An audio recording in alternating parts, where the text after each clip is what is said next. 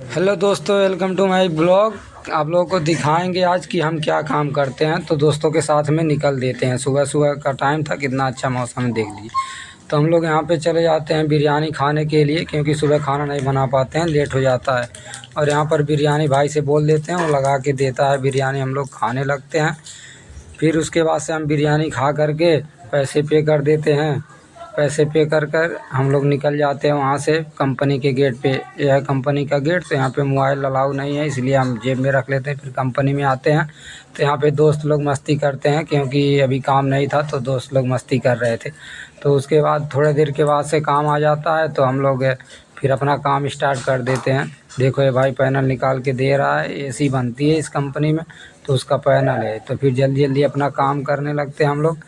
देख लीजिए, यही काम हम करते हैं। अगर आप लोगों को अच्छा लगा हो तो लाइक, फॉलो, कमेंट ज़रूर करें। धन्यवाद।